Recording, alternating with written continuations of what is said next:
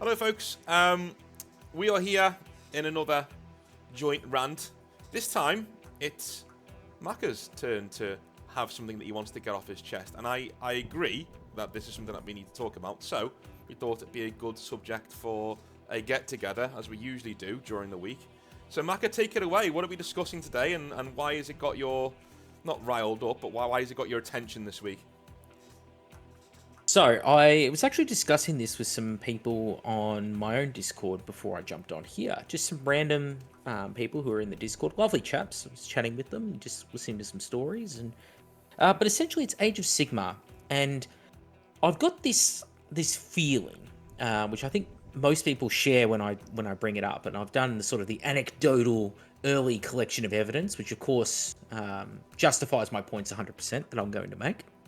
But essentially, that Age of Sigmar is really being pushed by Games Workshop. Like, they've sunk so much time, so much effort, so many resources into a game system that nobody really gives a shit about. And I know that sounds really mean because it has a dedicated fan base. It is a good game. It is an enjoyable game. It has possibly some of the best sculpts that they're doing, if not the best sculpts that they're doing out of all the games right now. Because I don't know whether it's because the people working on 40k just to like stuff it, they'll buy the products no matter what for this game system. So all the love and talent and attention is going over to Sigmar. I'm not sure what it is. But so much has been invested in Age of Sigmar, and it's like a bad gambler. You know, Games Workshop just won't give up on the experiment that is Age of Sigmar. And the big question that I want to pose in all of this preamble is, would they have been better if they sunk the resources that they've put into Age of Sigmar, if they took even just half of those resources and had have sunk them into old Warhammer fantasy battles? Would they have been in a better place than they are today? We're talking That's about my Old question. World, right? Not the one they killed off, the new one they're bringing back. Well, you could say, what if they never killed off the old world? Yeah, I mean, we could If go they'd far done that back. 9th Yeah. edition, We could go that far. and instead put all of the effort, all of the new sculpts, everything they'd done for Age of Sigmar, if they put that effort, those resources, half of the resources, into revitalizing that game system, could that have been a more popular system than what Age of Sigmar is today? Because I look on their website and I see it, you know, those two big tabs up the top, Warhammer 40,000, Age of Sigmar, and I really don't think it belongs there. Personally, I'm not saying that I would put Heresy above it or something like that. I just think the big game system is Warhammer 40,000, and everything else is secondary to that. But what are your thoughts? It's one of those questions that frustrates me, because I look at models. I'm showing some models on screen right now, by the way. I'll put them in the Discord in a minute. Some of the Age of Sigmar Stormcast models. I do think, when I look at some of these models and some of these sculpts, it is a frustrating question, because I sit there and I think, can you just imagine what the Stormcast Eternals would look like if they were a facet of the Empire? Like this new knightly order that's been sworn in, you know, by Gelt. Like, Gelt's melded men to the armor, and he's, you know, got these dudes in there, and or they're like these golems, you know what I mean, that are unholy, because you've got to take someone's soul out and put it in the armor, and they can never leave, like Thousand Suns, the curse forever, right? But this is what we had to resort to stave off the end times. That is an amazing idea, and I've just literally come up with it as you were thinking. Do you know what I mean? It's like, you could have done something that easy to not reverse the end times, but to have the main faction survive the end times. They each resort to really desperate things, and those desperate things are new model lines, right? So you got your Stormcast Eternals for the Empire, you've got Sylvaneth for the elves and things like that. Generally, and you've got these really extreme factions that start appearing. These extreme forces that were like our last-ditch attempt to, you know, a lot of the main heroes become gods because they have to stop chaos. That would have been an amazing thing to do. My problem with Age of Sigmar has always been, by and large, the lore. Because I like the game as it is now, and I like the models as they are now. It's just, I wish they weren't for Age of Sigmar, because it's not a setting that I can really get behind. It's not really something that really interests me. The old world interests me, and the old world is peak Games Workshop. Absolute peak. If you look at a Germanic Zweihander infused old world style setting, that's Warhammer. That's why nobody else really touches it. It's Games Workshop. It's 90s Games Workshop. And I think it is a real shame that they decided to go in a completely opposite direction and do something completely different, because I think this could have made for a nice little skirmish game. Or a nice little specialist game. Warhammer Age of Sigmar. What would have happened if the end times went Chaos's way? Well, we'll make this little game. And you can find out, right? Alternate reality. With all these wacky rules that we can have in there. You know, I honestly think that there should be a cadet branch of each game where they hire on new writers and new rules writers, and you cut your teeth on those games. You know, the smaller games. And then the most talented of those go on to work for the Old World and 40k. Do you know what I mean? And I would have Age of Sigmar be one of those games. It'd be the junior game to Old World. And it really is frustrating when you bring out not you're frustrating, I mean like the question in itself, because you can see the potential of what could have been. If they'd have put in this amount of effort into the Old World, and then all of a sudden we have boom, Total War comes out.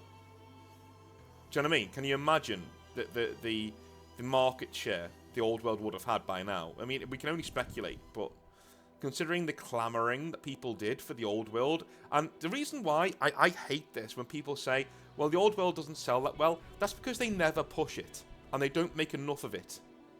If they made enough of it, and they pushed it, and they said, this is the new thing that we're going to be doing, and they committed to it, they didn't just half-assed give you like a map and say, yeah, it's going to be in the time of Magnus the Pious, it's kind of this, kind of that, we have like 3 armies, yeah, you know, it's there if you want it. That's the attitude they have right now. If they went into it with a 40k attitude, we'd have a 40k sized game. Yeah, I think so. Let's take a step back to the dying days of Warhammer 8th edition, Warhammer Fantasy Battles 8th edition. In the end of those dying days, an army update, like Tomb King's 8th edition, for example, it's an army book and like 1 unit. And that unit is typically like one of those dual build giant models, and then maybe like a secondary less pushed kit. And the 2 that came to mind with Tomb Kings was you got the Necro Sphinx, and the other one you got, I think, was those little serpent ridery boys. I forget the name of them all the time, but name's not important. And it's like, that's it. That's all the hype that would go into a faction. And that would be all Tomb Kings got between the release that they had in 2003 and, you know, the end of the game system. So a good decade. You think how many miniatures alone did Stormcast Eternals get since the Age of Sigmar dropped? Right? So if that kind of effort, like, just as an example, what if instead of pissing away resources in Age of Sigmar, and I don't say that to denigrate Age of Sigmar, I'm saying, like, think of appropriate use of your resources, right? What if instead they'd given Cetra the Imperishable the Nagash-style glow-up? Nice big plastic kit. Doesn't have to be gigantified, even though they love doing that for no reason. But if they'd just done an awesome, highly detailed plastic Cetra the Imperishable, right? How well do you reckon that would have sold? You would have sold that to players who aren't even interested in the game system. They just would have gone, oh, fucking awesome mummy with like a 4-horse chariot. Hell yeah, sign me up. You know, like, and that's as simple as that. Let alone, you know, doing glow-ups of certain older sculpts and units, because you've got units like the skeletons, the core skeletons that they used in Khemri or in Vampire counts. They're from the 90s, and we were still using them up until, what, a year or 2 ago? Yeah. You know, I think getting 30 years out of something nearly is probably stretching it a bit, but, you know, they were already 20 years old nearly, or 15 years old when the Old World ended. It's not to say the Old World wasn't going to have issues, but look at the things that the new version of the game has done. The current version of Old World compared to the Warhammer Fantasy Battles 8th edition, where it's like, okay, let's make it the armies a little bit less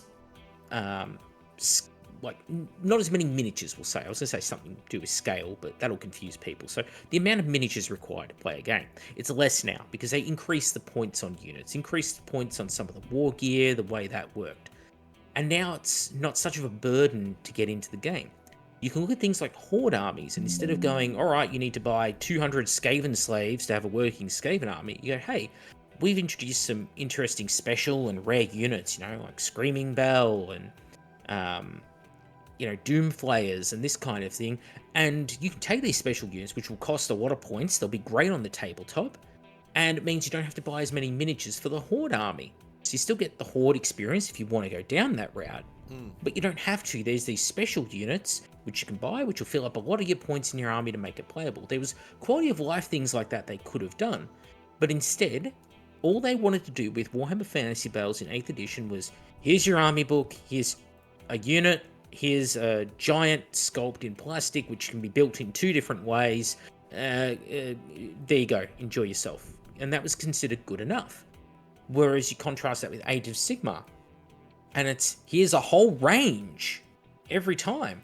And when you do get an update, something like Nighthaunt, you usually get more characters in an Age of Sigmar release than you ever did in a Warhammer Fantasy Battles release.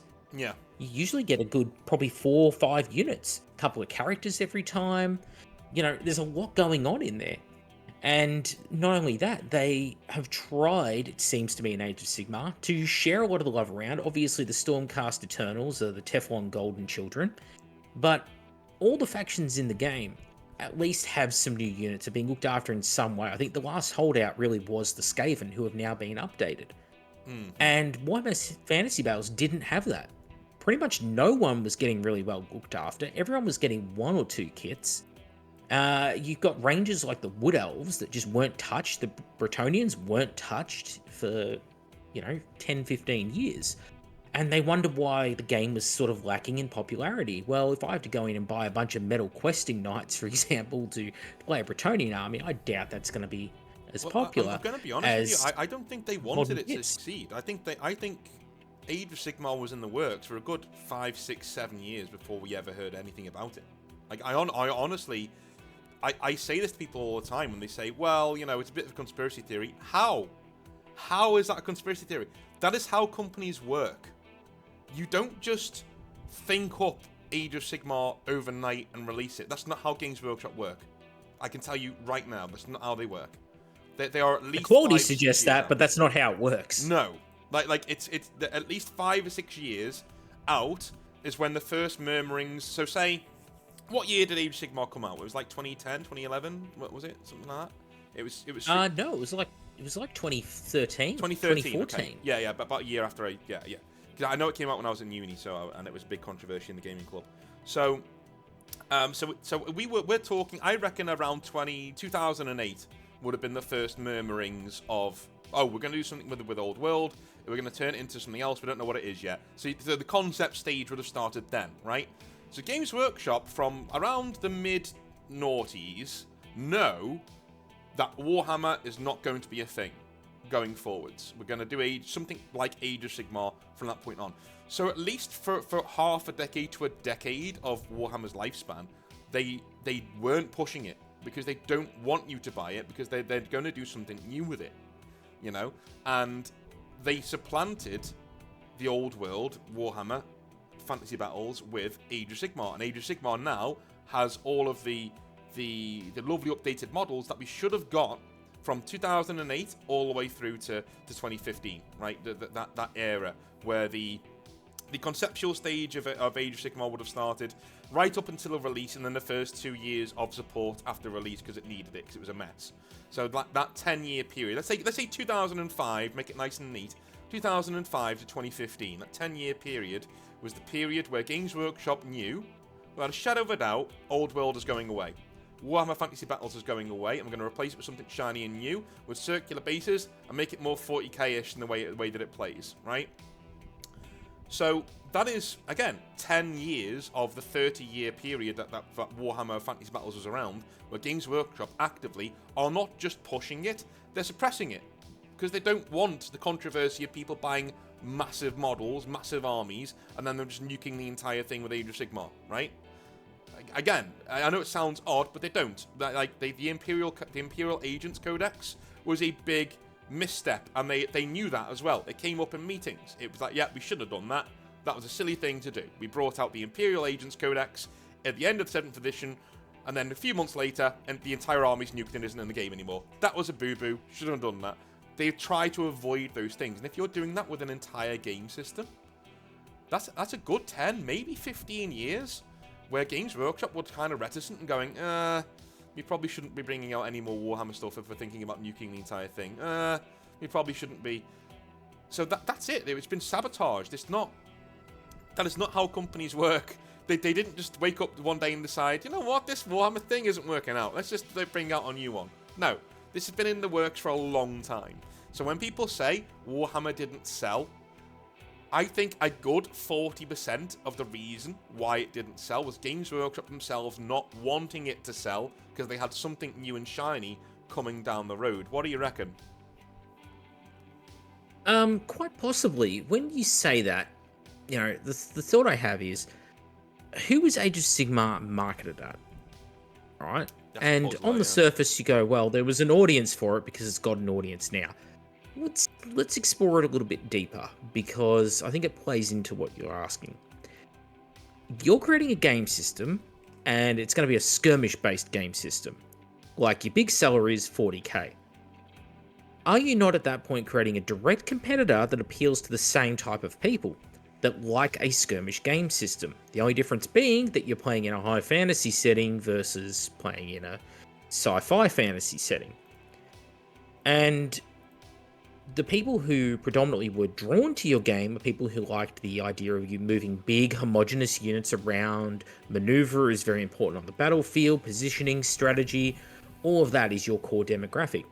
You're now trying to transition them away from that gameplay that they like into the 40k gameplay, which in my mind is 40k was already there. Mm-hmm. If they were interested in playing it where every model is their own entity that's moving around on the battlefield in loose skirmish formations, they'd be playing that game system already. Mm-hmm. So what are you trying to sell them on here? And I don't think it's good enough to just say, oh, well, it's, you know, that like weird niche of people who want a skirmish fantasy battles game, because there's so many other ways you can handle it where it runs in conjunction with your main game system. Such as, say, the Warhammer Underworlds or Warcry, which again we're in a weird point right now because it seems to me like you now have 3 systems that are all competing with one another that are on different ends of the spectrum of board game to tabletop game. Where it's, here is a skirmish battle game with all these factions. Here is a different skirmish battle game with all the same factions. Here is a bigger scale skirmish battle game with all these factions.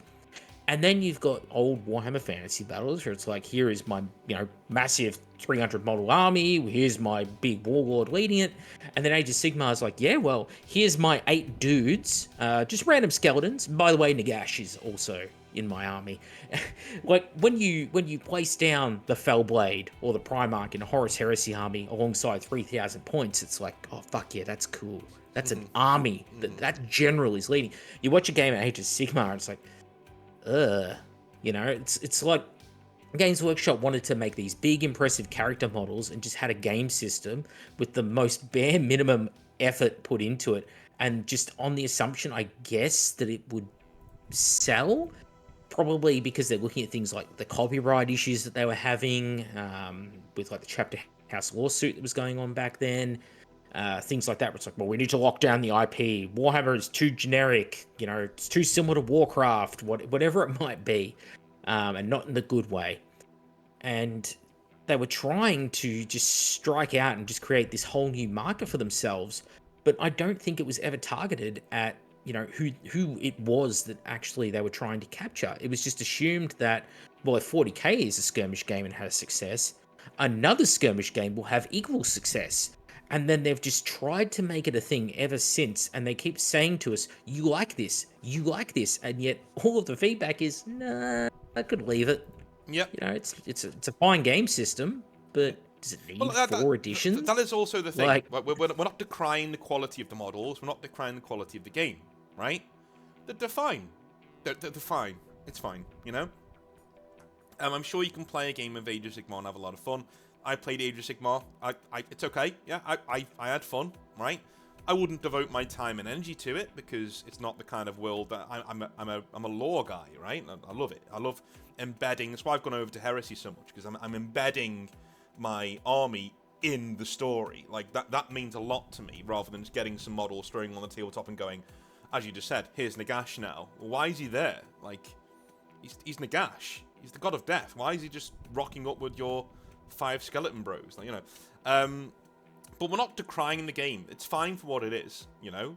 We're decrying the fact that it's not selling. It's not selling. And a lot of the time, and we'll get into this in a minute too, but a lot of the time, it's Games Workshop who are doing it. It's Games Workshop who are saying, hey, get this while it's there, guys. It's a limited availability on the Skaven Tide box, blah, blah, blah, blah. And then it doesn't sell. Because everybody looks at the models and goes, those are amazing, but one, you don't have the player base to do FOMO, right? They love a bit of FOMO, but if the player base isn't already there, like it is in 40k, and you try stuff like that, then your models do not sell. And that is what has happened. they literally try. That's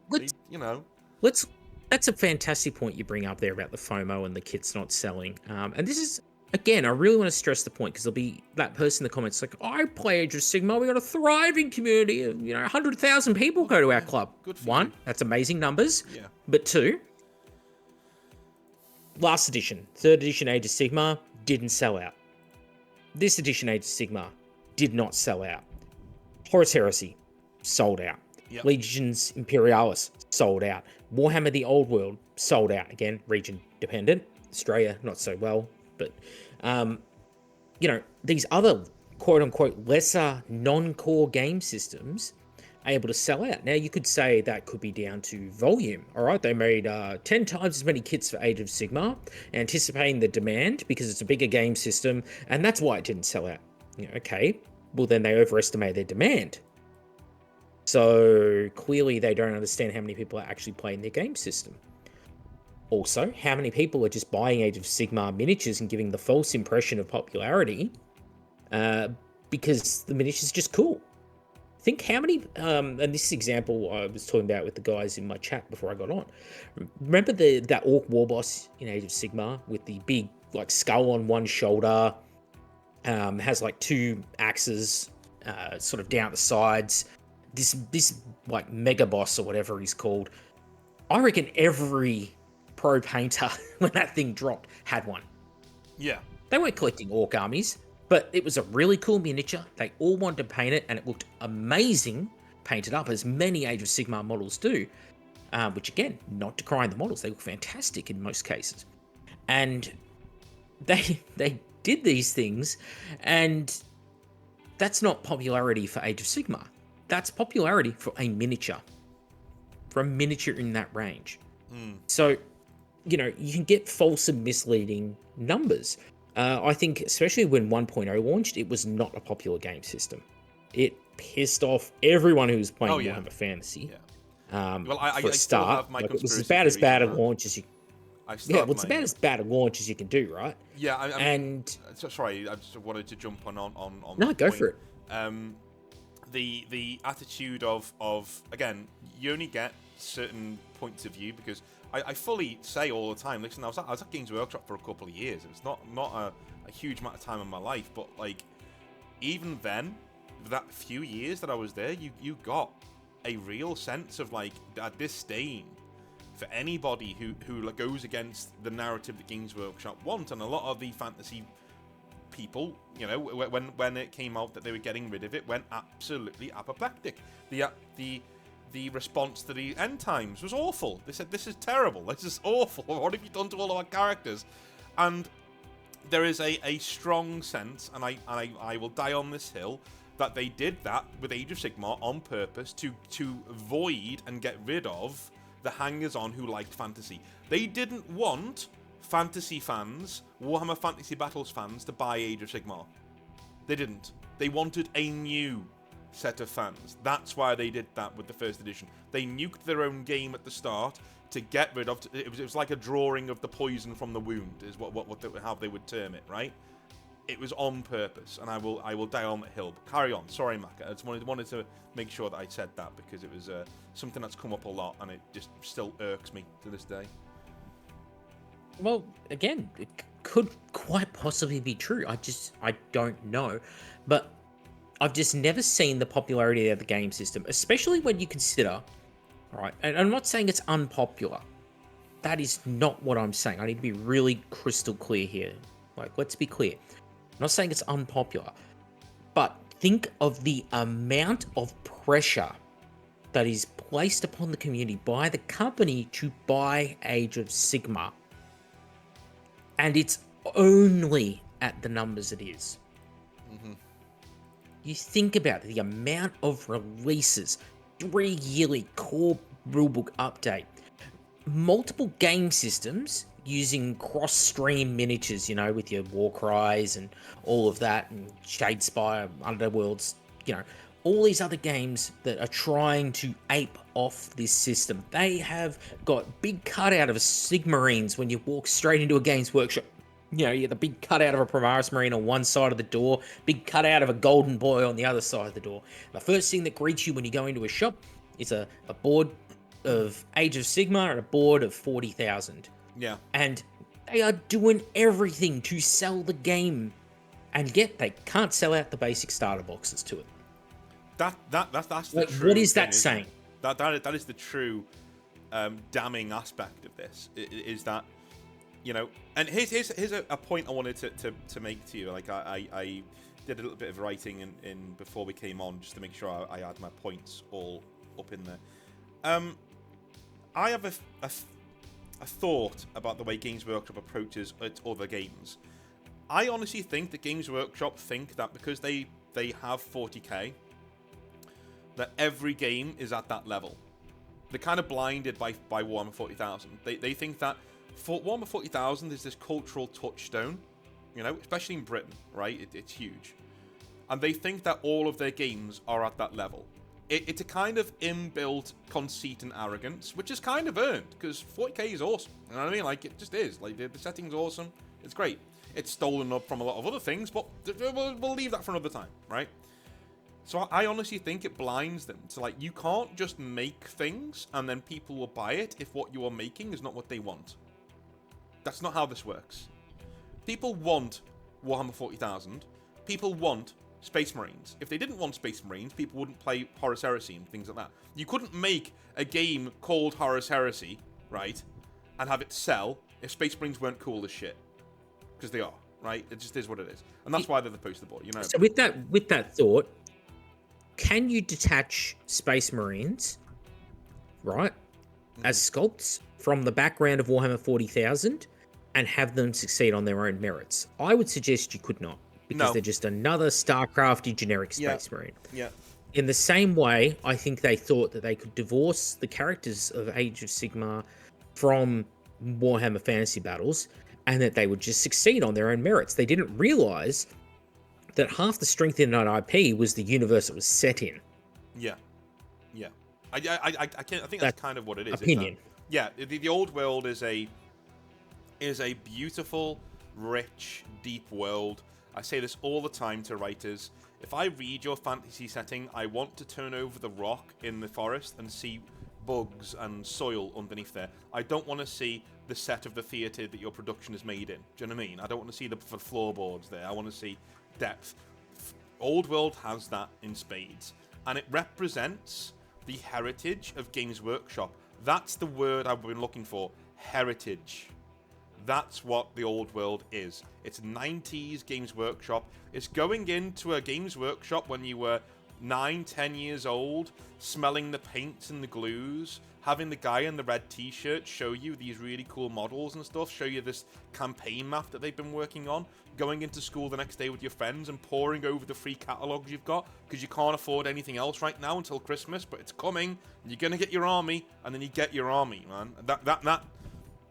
That is what the Old World is. It's that feeling of, and I think that's what people were upset by the most, is that was taken away. That was invalidated. All of your memories, all of your scope for what you loved about the Old World doesn't matter, because we're doing this now.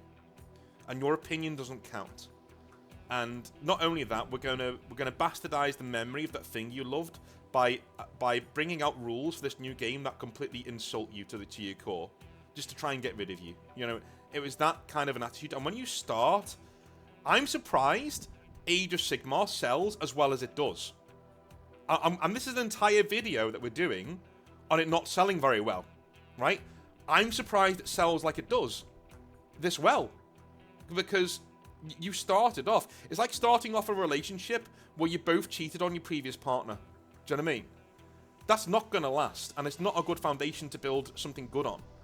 And that's the same for this. It's literally the same. They started off by rolling a 1 on a D20, or a D6 in this case. They rolled a 1. They rolled snake eyes, double 1. And it shows the strength of the community that they have and how lucky they are that it even sells at all. You know? And I honestly, I know, I'm not going to say I know, right, because, let's be honest, right, they were waiting for fantasy people to age out and leave and die off and go away so that they could get a new generation in with Age of Sigmar, but it's not happening quick enough, and they're losing money on the models that they're making for Age of Sigmar for the first time ever, because they don't need to sell a lot to make money. The first time ever they brought out Dominion, didn't sell that well. You know, they brought out Scaventide, one of the best box sets, by the way, they've ever brought out. I love Scaventide. Scaventide's models are immense, they're brilliant, and it hasn't sold. You know? And at some stage, you've got to pull back the lens and go, it's got to be the brand. It's got to be Age of Sigmar. If that box set came out for Old World, it would be gone. It would be gone. It would be off the shelves. They would have none left because they don't make as much as they should. You're right. It should be made to order. That's another argument for another time. But it would be gone. Those fans would, if those Skaven were on square bases and those Stormcast Eternals were on square bases as regiments, gone, gobbled up, right? And that's somebody. I'm somebody who prefers the circle bases. By the way, that's what I like. But they'd be gone. And so that brings me back to my original contention at the start of this video. If they'd sunk the resources, even half of the resources they sunk in Age of Sigmar, into Warhammer Fantasy Battles, rejuvenating it, taking it in a different direction in gameplay, much as they did with 8th edition Warhammer 40,000 compared to 7th edition 40,000. Still the game system. Same game system nominally, still kept the same units, similar playstyle, but they updated the way that unit stat lines and things like that worked.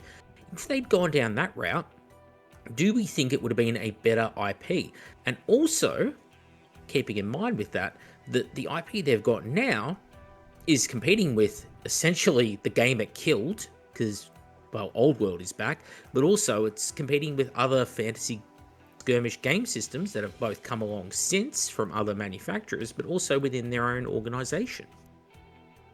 Like, if they'd done an Age of Sigmar, like a Warhammer 8th edition, Warhammer 40k 8th edition, glow up on Fantasy for 9th edition, where they're like, okay, let's simplify the unit stat lines a bit, let's change how the hit rolls work, things like that. If they incorporated some of those Age of Sigmar gameplay elements into Warhammer Fantasy Battles, changed the way points worked so people didn't have such high buy-in prices to get into the game system, they could have, like, yeah, there would have been some people who left that were dissatisfied, but it wouldn't have been the total fuck you that Age of Sigmar was the existing player base, and it would have potentially invited people, that new audience, you know, the untapped audience that all companies want to have, you know, the myth of the wider audience.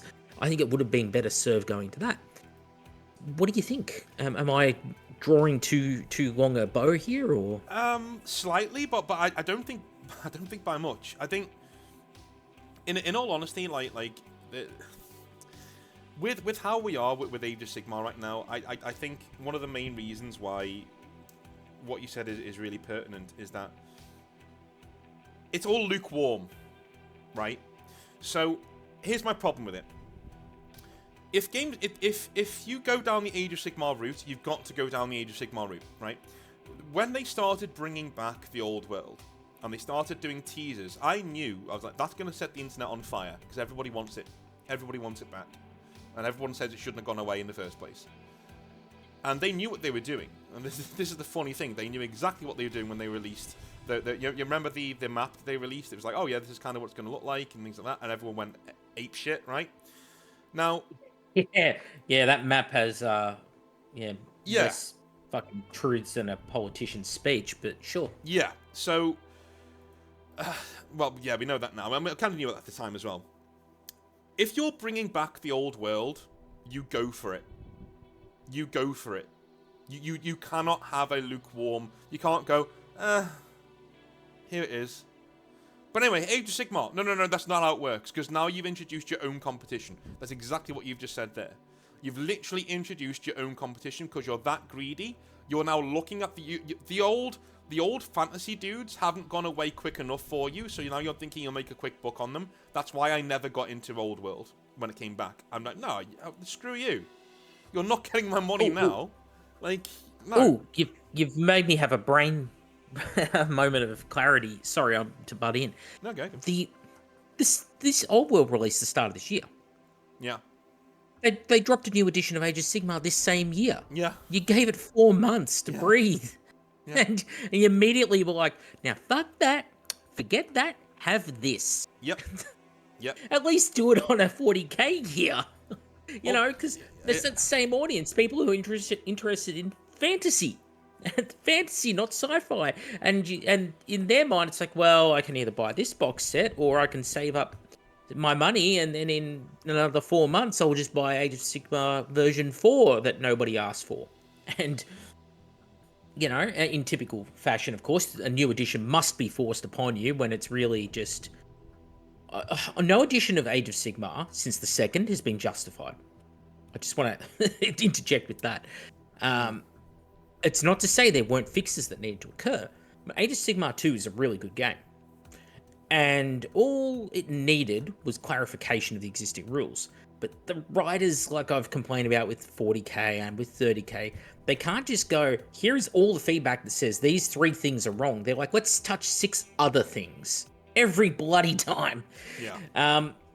But there was no need for a new edition. So again, those players who you have captured for Age of Sigmar, they're now getting sort of pulled in 4 directions. They've got Age of Sigmar, they've got Warcry, they've got Underworlds, they've got Warhammer Fantasy Battles, and you've just upped and superseded all their existing stuff with a new edition of the game. What are you trying to do to your audience here? What's the message you're trying to send as a company, you know? Sorry, you just gave me this moment of clarity. Jump in whenever you. This is your baby. Like, you jump in whenever you want. We're getting some good stuff here. Like, again, like back to you introduce. you said it with perfect clarity. You introduce your own competition, and then essentially try and nuke it by releasing something else. I don't know how big Games Workshop think their fan base is, right? And I'm aware it's large, but it's not large enough to introduce 2 very similar games back to back straight away, all vying for the same audience.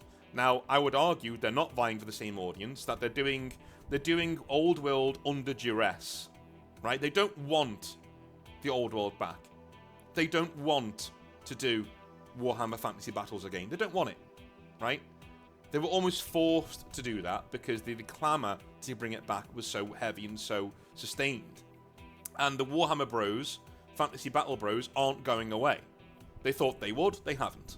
So you may as well make some money from them, you know? Especially in this current climate where, yes, they're still in the green, yes, they're still making money, but those returns are starting to drop, and we've seen that, right? Since the pandemic highs, they've gone up a little bit again the next year after the pandemic, and now we've started to see it climb back down again.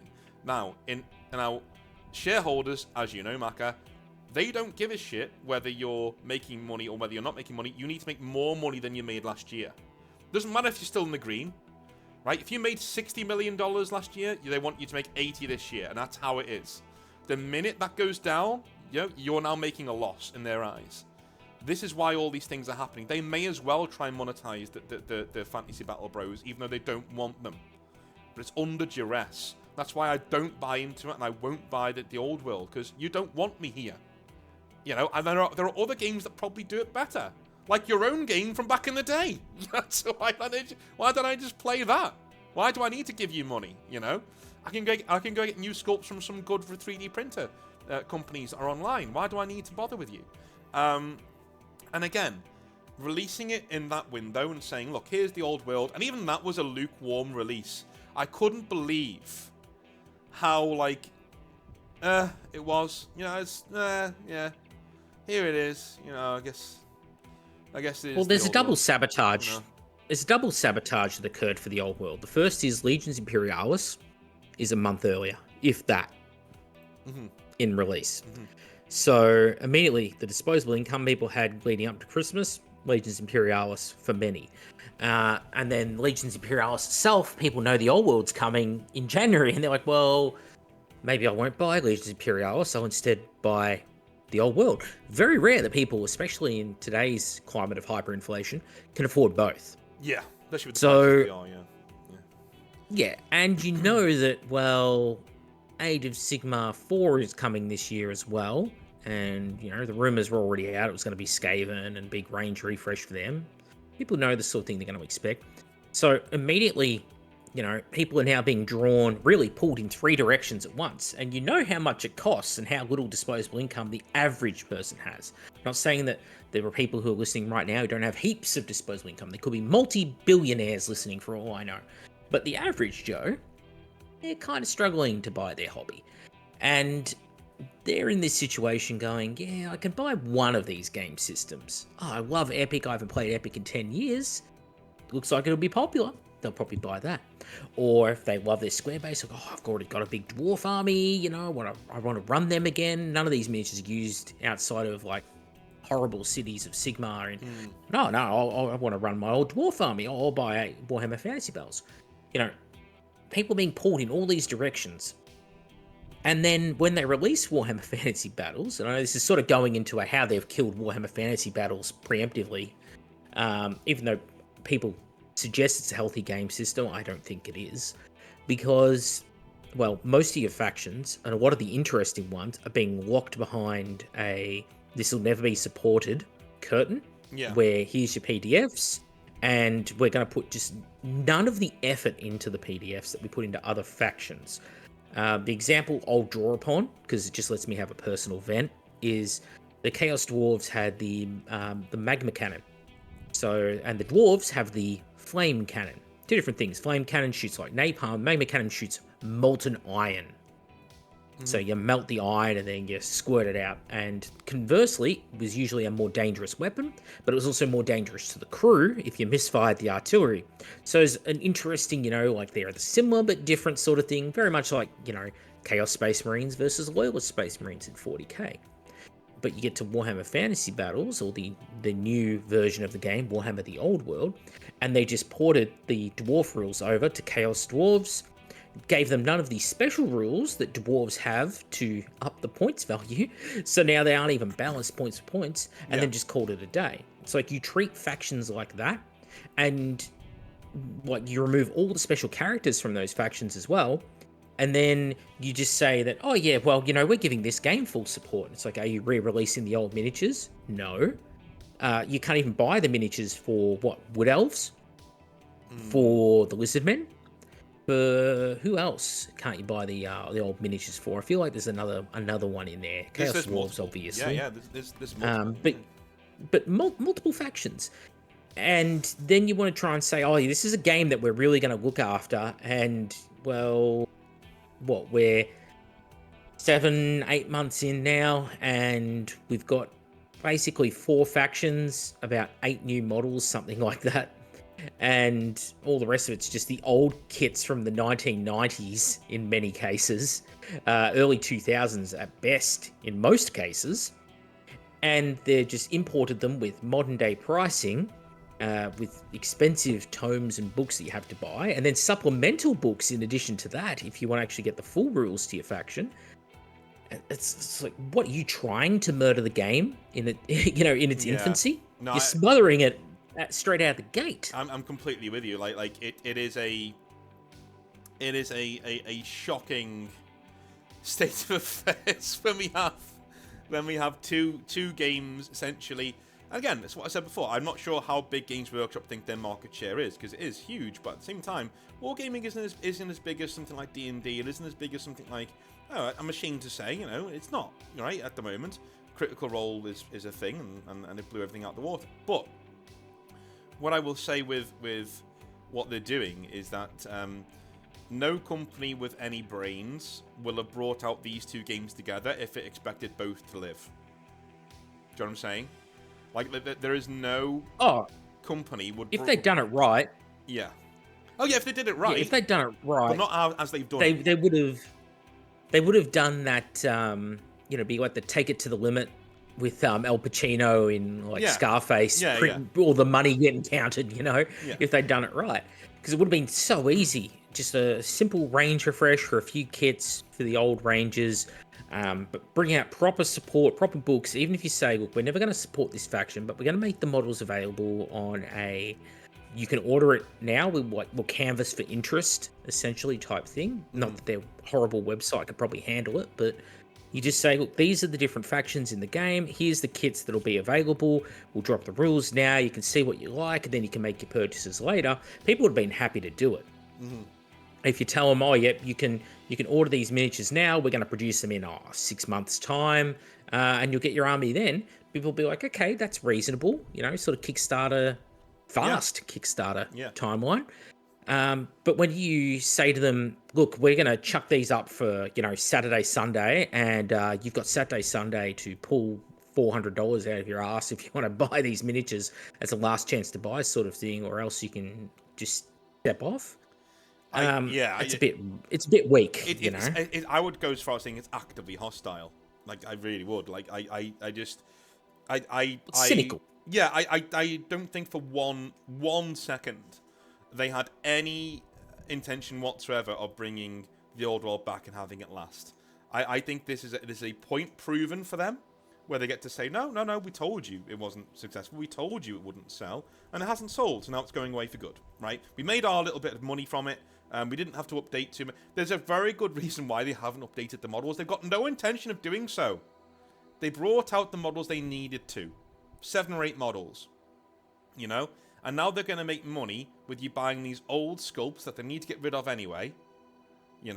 For the low price for them of doing 7 or 8 new models, they now have another game where they can milk the old boys. They can go back and milk the old boys, and when they're done, they'll tank it again. Say, it's now a specialist game. Oh no, we don't do specialist games anymore. It's just there. But you can get it made to order if you really want it. Well, actually, no, we're not selling it anymore. It'll go like that. It'll quietly die a death, and it won't come back. Now, what I wanted to do, we've said a lot, and we've sort of nebulously talked about what we would do. Maka, you don't own Games Workshop, right? But you are in charge of our drive to bring back the old world. What do you do? You've got 5 years before release. What do you do? Let's see. I've got the option of bringing out popular factions like Bretonia and Tomb Kings, who don't exist really in Age of Sigmar. And, they're popular enough. They're seeing a bit of a resurgence with things like Warhammer Total War. Or I can look at what are very popular factions, and I can do something with those. I would probably try and do a mix of the two. I would be trying to offer my core box set to be 4 factions instead of 2. Tomb Kings, Bretonia, I think, are solid choices. I'd probably be looking at something like Wood Elves in there instead of one of those 2. And then probably Vampire Counts, super popular faction. Would you be marrying it into Total War Warhammer because it's there? Would you be like saying, well? Yeah, I think it would be wise to, even if you set it just before the end times. Don't try and set it a couple hundred years early. Let people use all their existing characters. Yeah. But you set it like, in the days of Karl Franz youth type thing. Are you retconning end times? Don't need to retcon. Okay. I don't even need to. I can give myself room to expand the game system into the future if I set it 10 years, 15 years before end times, comfortably. Yeah. You know, Karl Franz is newly ascended to the throne, like, you know, in the Total Warhammer campaign. And he's got to crack some heads and unite the Empire type thing. So I'd probably go Wood Elves, because it's a threat in that part of the world. Vampires, threat in that part of the world. Tomb Kings. And then probably a faction like High Elves or something like that, like a traditionally good faction. If I was going to do High Elves, maybe I wouldn't do Wood Elves. I might... maybe Beastmen, something like that. But just to give a bit of diversity of factions and flavor in there. And at least those as starting factions, and to show that it is a bit of a worldwide conflict, it's spread around the map a bit in how they come into conflict with each other, would be one way of doing it. If you're going to go down the Games Workshop route, that's the better way to do it. But if I was not going down the Games Workshop route, if I was doing something that was truly unique, truly my own, I would probably do like a Vampire Wars type thing. Empire, undead, big fights between, you know, you could take it back. You could do a Conrad von Carstein era. You could do a Heinrich Kemmler. You know, one of these big player characters who people are interested in. You can even have like Vlad, whatever it might be.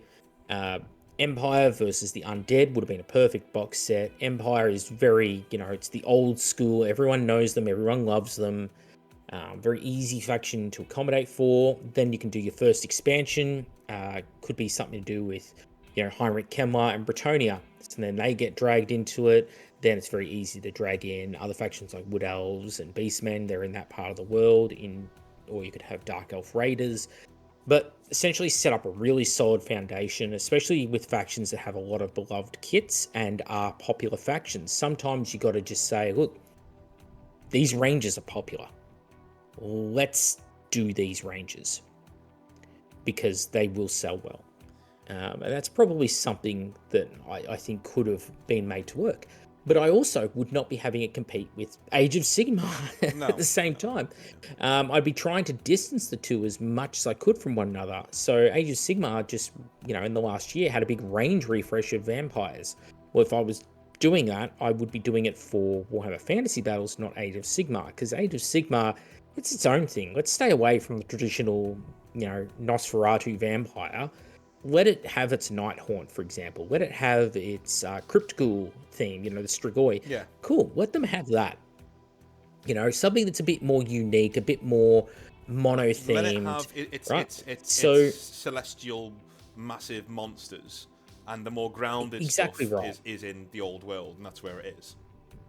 Exactly right. And when you've got factions like the Skaven, for example, they're not one you redo for Age of Sigmar, or at least not in the form that is recognizable. Because the Skaven Age of Sigmar to me just look like Warhammer Fantasy Battle Skaven. Yeah. They don't seem that different. No, here's all the same sorts of war machines. You know, there's, if you look on their page, it's like the discount versions of Queek Headtaker and Ikit Claw. You know, like all those new warlords they've released are like the Wish version of those, or not Wish version. I mean, they look better. In most cases, but you know, because if you want to play Skaven in Warhammer the Old World, you're like, well, this is a direct competitor. Yep. You know, it's one-to-one models. You don't want that, because now people can just pick and choose one game system or the other to get their fill. You're not going to sell them on two game systems. But if someone's a hardcore vampire fan, it's like, well, I can play a Nighthaunt army in Age of Sigmar. I can't play that kind of army in Warhammer Fantasy Battles. But Warhammer Fantasy Battles lets me play my Undead Skeleton Horde, which I also really want to play. Ooh, I could do both.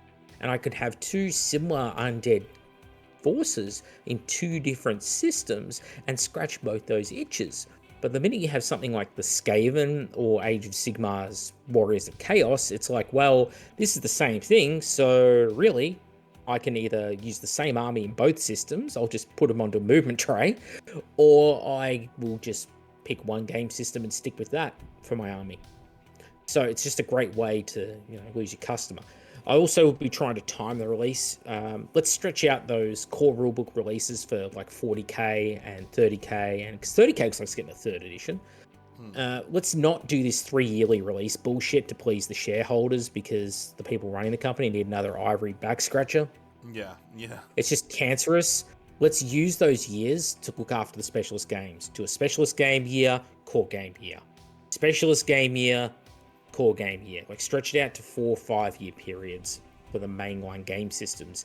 And then actually teach the people writing them to do some, some finessing of the rules, some PDF FAQs, let it breathe, Don't write such shit books that tank your system so hard. Your only choice is to write a new fucking edition. Yeah. Just a thought, crazy thought. So your game has room to breathe and people know, okay, if I buy into Warhammer Fantasy Battles now and I buy this Empire versus Undead starter box, which, fuck it, add Karl Franz and Vlad von Carson for all I care. Give people those awesome characters leading it. People will buy it. They'll love it. Do that. But people know when they buy in, okay, if I play another game system, I've got 12 months before I really need to drop another big cash investment on the new edition of another game system. So if I want to spend money now, I know I'm safe. This is not going to be superseded within a few months of me spending the money. So I know that's not the greatest answer in the world. No, it's a more. It is. It's a more friendly way of it's not doing the greatest answer, things. but you know what I mean. It is a workable, realistic answer, which is what I was looking for. One thing a few things I'd add. I think the Vampire Wars is something I would also go with. I'd make it this apocalyptic starting event where you have, and we sort of mix up. If we're allowing carte blanche, I'd probably change the role a little bit to make the vampires fight amongst themselves in front of you. So it's not something that's happened. It's happening now. We condense the events. So the Vampire Wars become this apocalyptic threat that threaten everybody, right? So then you can bring in your Bretonnians and your Orcs and your Ogres and all these things. How are they reacting to this world-ending threat, And it's the one thing that should cement Karl Franz's rule. So I'd have Karl Franz as a new emperor, as you did. Everyone's against him, but all of a sudden, the vampires invade, and it binds mankind together.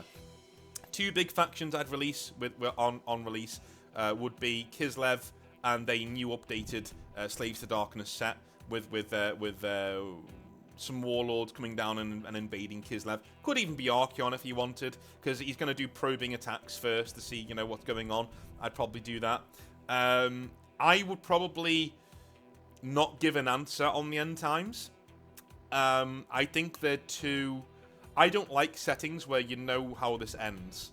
Do you know what I mean? I just don't like it. It's something that just irks me. I'm like, why should I bother? I know we're going to lose anyway. Do you know what I mean? Like, it's kind of one of those. So I would play on that and go, well, maybe the end times don't happen. You don't know. We're not going to do the end times. One thing I can tell you, when we're doing the new Warhammer Old World, we won't be covering the end times. And we're going forward in time with our lore as well, right? Year by year. So, we'll see. We'll see, If it happened for you in your mind, it happened for you in your mind, in your canon. That's fine, No problem. You can have both worlds. Second thing I do... Sorry, go on. Sorry to interrupt you, but a question while you're at that point. Would you be willing to touch the end times, but not answer it? Essentially go in, retcon, fix the stupidity, stop all the named character just killing them off like the end of Game of Thrones because, I don't know, high kill counts were cool or something. And instead turn around and be like, all right, we've fixed the end times, we've set the wheels in motion, but we're going to leave it nebulous. What actually happens going I would forward. Want the end times Would in you my be willing back to do pocket. that? I'd want it in my back pocket. Because if we get to a stage where we've done the old world for 5 or 6 years and now we need a big refresh, the end times would be a good way to do our great rift that we do in 40k. Do you know what I mean? So the end times comes in, doesn't end the setting, but it brings in a new age of warfare. A new age of bigger armies, of more shit. That's what it'd be. And this is what I mean. This is where I'd bring in things like, if I get carte blanche, Stormcast Eternals. Sigmar just manipulates time, goes, fuck it, I'm bringing Stormcast Eternals.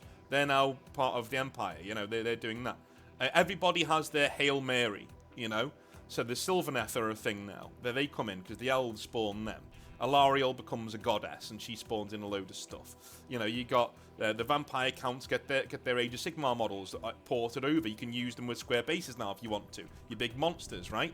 All of that stuff would come about, and you'd be able to use things like the new orcs from Age of Sigmar. You can now use them in regiment trays with Warhammer, and I would do that with the end times. But I would still hold off. I would still, ideally, I'd never use it. Ideally, I'd say, no, this is the old world, and the old world is the old world. And I like the characters as they are, and it would be a massive pain in the arse to try and rewrite the end times to actually have these characters not die. You know what I mean? Because it's the end times for a reason. You know, I understand what they were trying to do. So if you do in the end times, they need to be the end times. They can't just be another battle. So what I would do, I would rebrand the end times as Archaon's invasion, right? How is the world saved in this alternate timeline? Well, they're saved because we bring in these new parts to the different factions. More models, please. You know, awesome stuff.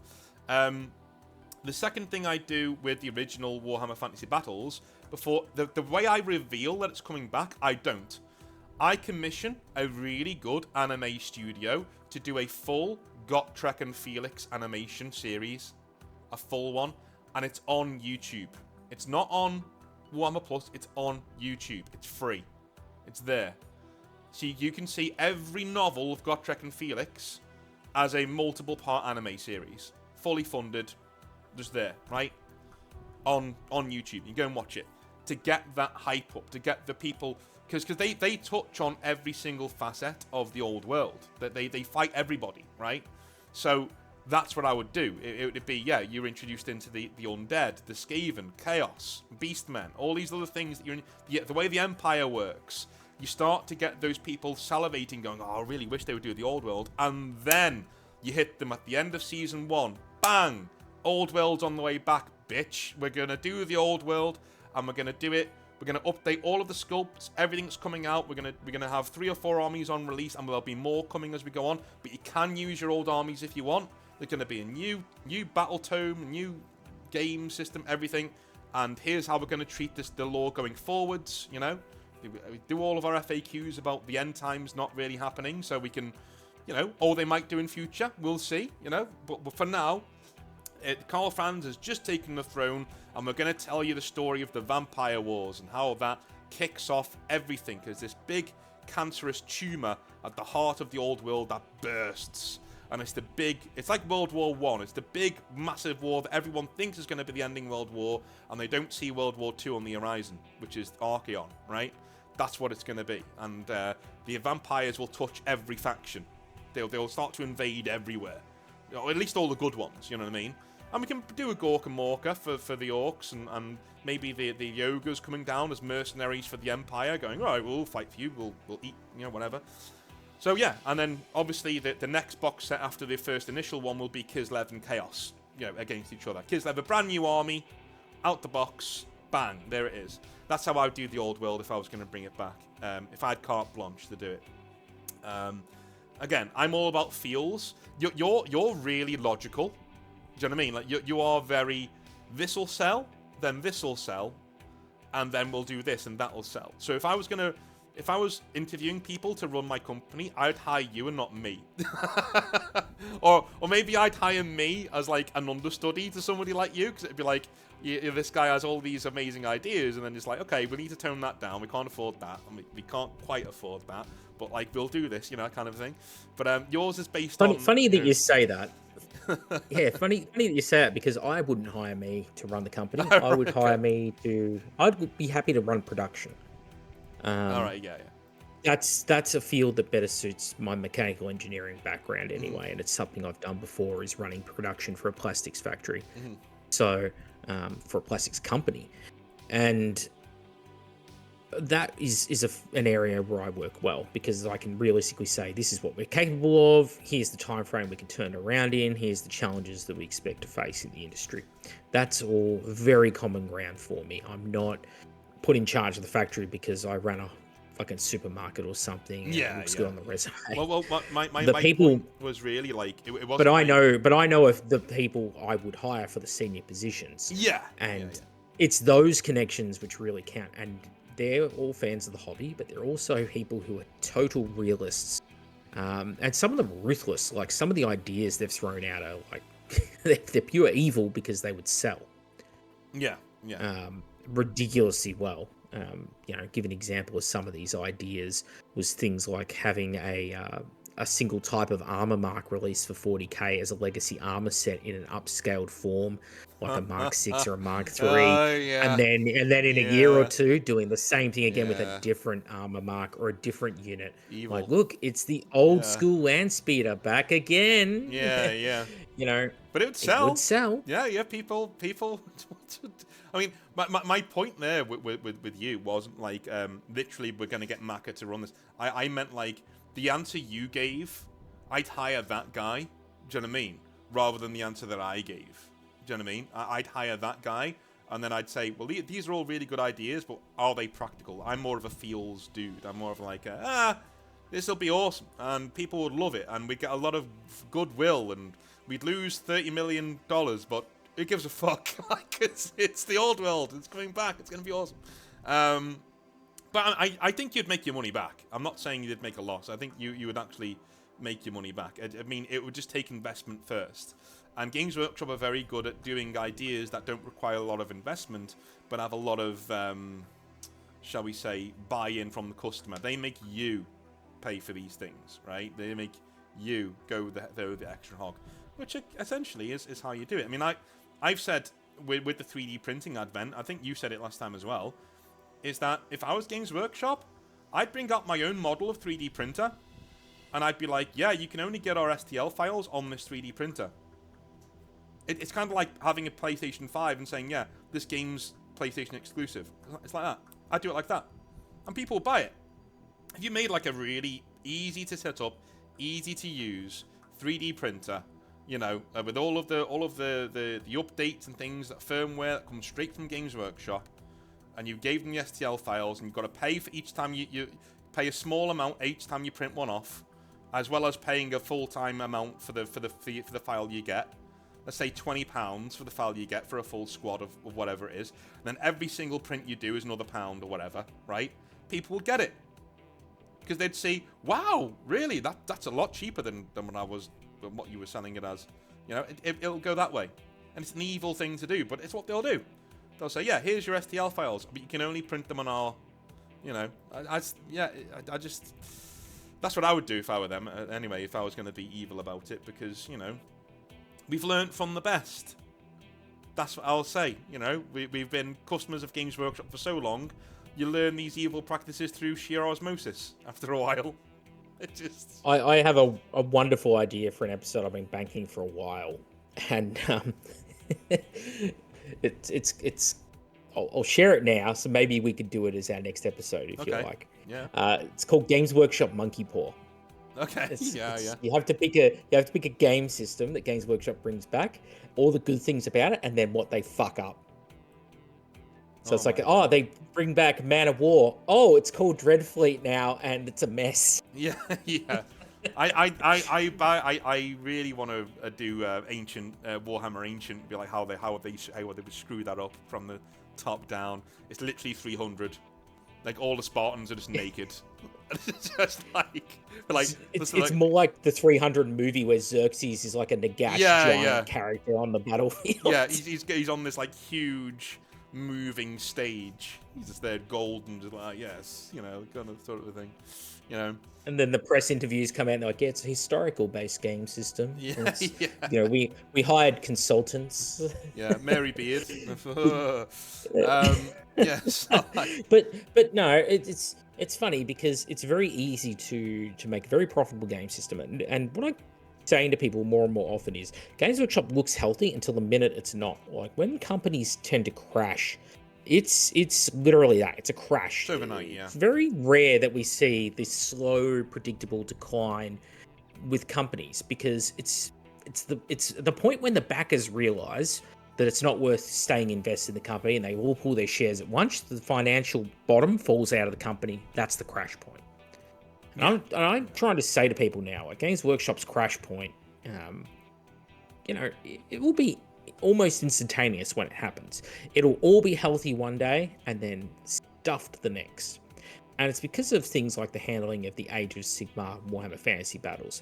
Because I do believe wholeheartedly, which is why I had the subject picked, is that they're trying so hard to make it happen. They're just trying so hard. They want it to be a thing. They're putting all this effort into writing books for it and making all these beautiful sculpts for it. And they've made beautiful sculpts. They've made a decent game system. Background is slowly getting better, but Rome wasn't built in a day. You can't write the fluff for a game system and have it be amazing on day one like they tried to with Sigmar 1.0. Fucking watch me. There's No, realms I disagree. in space. Fucking watch me, bro. I disagree. I'm doing it. Watch me. There's a game I'm writing called Oathbound. It will come out and it'll be done. The lore will be good, and the game will be good as well. And it's going. Well, what are you doing sinking money into lore for? No. You just drop the models. It will support itself. Fucking. Haven't you learned anything? Yeah. You worked for Games Workshop. No. All this effort that's gone into it. If they'd sunk half of the effort they had into this, into Warhammer Fantasy Battles instead, done a glow up of it, done a Warhammer 40,000 8th edition version of Warhammer Fantasy Battles, changed the model count, changed how stat lines work, made it a lot easier for people to get into, would have been a fantastic game system. Yeah, you would have lost some people, old grognards who didn't want to change and were happy with the way things were. We're all like that. We're all like that to some degree. Mm-hmm. Yeah, you would have lost a few. But as opposed to completely nuking the setting and losing most of them, if not all of them, and all their goodwill for them to never return, and the fact you would have probably pulled in new players, it would have been worth it to me. It would have been the smarter play. It's not that I think Age of Sigmar is a total failure, but for the resources expended in it, it feels like Games Workshop's been a bad gambler. Like someone in management staked their career on this happening, and they've just refused to let it die in a lot of ways. Like they keep losing hand after hand, and instead of just pulling their money and walking away from the table, they just keep betting like, I'm gonna win next. I'm gonna win the next one. Hit it again. I raise. Well, it's a law of diminishing return. And here's the thing, right? One thing I think that neither of us have done here is lambast Games Workshop for their attempt to make a good game, right? I applaud that Games Workshop back themselves and say, you know what, Warhammer Age of Sigmar, we're going to do it right, and we'll release all these cool models. I think what we're saying is that we feel those energies might be better placed elsewhere, or at least they would have been until they screwed it up and decided to release a lukewarm release of a game that's over 30 years old at this point, and it is what it is. It's a cash grab of the old boys. They're trying to milk the old boys for a little while before they go out the hobby completely. Because why not make that money? In a cynical fashion, why not make that money? Like, it's there. You're leaving money. If you don't bring out the old world, those investors would have told Games Workshop, if you don't bring out the old world, you're leaving money on the table. These people are going to leave the hobby. They don't want Age of Sigmar, but give them something that they do want, and they'll buy it. And you don't even need to release new models. Release 7 or 8 new sculpts of singular characters to get the old machine going, the old hype machine, and they'll do the rest. They'll buy your old armies, they'll buy your old sculpts at full price. These people are stupid. And you've proven them right. A lot of people have proven them right. They bought into this, and they bought it, and they've gone in hook, line, and sinker. But I applaud that Games Workshop have the talent, and they have the scope to write a decent game like Age of Sigmar, but there was a way to do this where you could have had both. That's the shame. You could have had Old World that is here for the next 30 years and growing and having a wonderful game system there for the old boys to get involved in and to milk them forever. Not just for the next 5 years, forever. Like you could have done that. If you invest in people and you invest in their wants and desires, they will die for you. They will break their back for you. They will spend their money. Okay? But Age of Sigmar is not what most people want from a fantasy version of Warhammer. It's not, right? It just isn't. Your sculpts are amazing, and your game is good, but it's not what people want. And that's a shame, but it's true. It's just the God's honest truth. Because that's why it's selling not very well. I can't... I know FOMO is a thing and it's backfired. Okay, I'll take that into account, right? I've said that before myself. But I cannot see a box like Skaven Tide, right? I do not see how that hasn't sold. Unless people think your game's fucking lame. Sorry, I can't. Like, it's such a good box. Full of good... It's overpriced. Shit, doesn't have something to do with it. But it's got new Skaven in there. And some of probably the best models, in my opinion, Games Workshop have done for the past 10, 15 years in those Stormcast Eternal models. They are gorgeous. Gorgeous models. Really well sculpted. I want them. And I don't even do either of these armies, and I want them, right? It's such gorgeous models. And it hasn't sold. You know? That's... You've got to panic. If you're on that Age of Sigmar team, you've got to be sitting there in the studio going, what the fuck do we do? How do we get people to buy this shit? Because, like, we've just given them... Well, number one, you lower the price. I mean, obviously, the only way I can get them to buy is for the Games Workshop to do things that are absolutely anathema to Games Workshop. Lower the prices. And, well, again, lower the prices. And stop doing FOMO. That's the only reason I can think that the whole thing will explode. But I think, and I'll finish what I'm saying now. I think Games Workshop are a bit conceited and arrogant in that they believe Warhammer Age of Sigmar is as big of a deal as 40k. They think it'll sell just on the brand alone. They don't realise that it's a house built on sand. You know, the one that has solid foundations is Fantasy Battles. Warhammer Fantasy Battles. That has solid foundations. That has solid buy-in from millions of people across the world who would love to buy their box set of the old world. You had that game right there, and you chose not to do anything with it. And that's why Age of Sigmar doesn't sell. What do you reckon? Is that a good closing point, or can you blow me out the water? No, I've got really not much more to add to it. It's just as I said, the amount of resources and the amount of just sheer marketing presence that they put on the game, how front and center, it's literally half of what you see when you go into a store. It's just there in your face. They are trying so hard to hit you over the head with it. Big, expensive CGI launch trailers and all of the merchandise, everything, you know. For all of that, they can't sell out the basic box sets. Nope. And I think that really tells you that either they overestimate the amount of people that are willing to buy it, which is bad, and that they don't understand their market, or that people are just not that interested, regardless of them getting the player count right, which is even worse. So, yeah. I don't know. What do you make of it? And again, just to really reiterate on the points we made earlier, cool minis, good gameplay, so lore. We don't hate the game. Both played it, both enjoyed it. Yeah. I have 2 armies for it. So, not trying to dump on it. It's just what could have been. What could have been is the message of the video, I think. You know, it's they've taken the lowest hanging fruit when it comes to Warhammer, and have kind of sold it down the river twice. So this is where we are.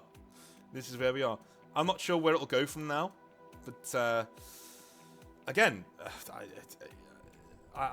do they die on this hill? Do they keep bringing out Age of Sigmar until it becomes successful? I mean, do they keep losing money on these box sets, or do they say, well, fuck it then, if you want old world, we'll go down that route? I mean, it's a conundrum now. It's a conundrum. I don't know where I'd go from here. It stumped me. I think, you know, either you do an about face and say, right, okay, we're really going to lean into old world here, or you bring the prices down for Age of Sigmar and you make it a more settled system and a more settled setting and lore that people can get behind. You know, I think from here I would probably say, look, We're going to do something called the New World. You know, so it's going to be a planet that is in the Age of Sigmar setting somewhere in the universe, and we're now going to fight over this world. It's twice the size of Earth. All of our major factions are there. Here are their background stories. It's a monumental task, but you know what? We want solid foundations for our game. And I guess that's the only thing I can think of to do from now on if we're keeping Age of Sigmar, you know? And let's just be clear. Look at what happened to Warhammer Fantasy Battles the last time. Look at the treatment of Warhammer the Old World now. And just remember, if Age of Sigmar doesn't do too well, what's stopping them from taking it out back like Old Yeller and bang, bang, 2 gunshots later? You know, they've done it before. Well, They're ruthless when it comes to money. I avoided saying that because I just can't see them... I can't see them having the humility to admit they're wrong and do that. Do you know what I mean? No. They couldn't even do that with the Old World. With Warhammer Fantasy Battles, they replaced it. They didn't say, "Oh, this isn't working" in a press release, so we're not doing it anymore. No, they just replaced it quietly. We say quietly, you know what I mean? But you know what they did? They brought out a new one and said, "Right, this is it now."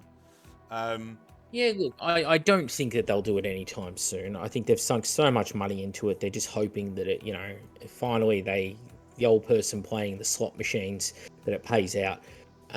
But again, there could be a change in management. The people at the top, Kevin Roundtree decides to retire, someone else jumps in the position, new chief financial officer, whatever it might be. A couple of senior management move around. A couple of people who aren't traditional Games Workshop managers come in, like, some Tesco's workers or something.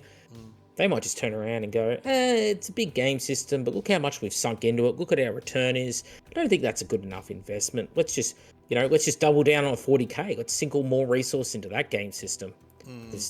That's the sort of conniving that senior executives have. I know that sounds really harsh, but it's exactly how they think.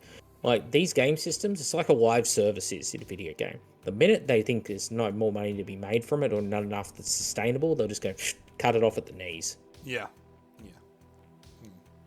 Well, I think that's where we are. I think I've got nothing else to say. Do you have anything else you want to add to the subject? No, I've added my last depressing note, so it's up to the audience now. Tell us your thoughts. Yeah, tell us what you think in the comment section down below. Make sure you let Maka know, because obviously he might not see what's on my videos. Make sure you go on his video and let him know what you think about things Age of Sigmar and where they're going. I mean, again, we're not saying you shouldn't like Age of Sigmar. Like what you like, buy what you want to buy, but we can only see what the forecast is saying. The forecast is saying Sigmar isn't selling, and this whole video was about why and what maybe we'd do to change it. So hopefully you liked the video. We'll see you when either I or Maka thinks of a new subject to cover and bash our heads against our desks about. And we'll see you then. I'll see you later.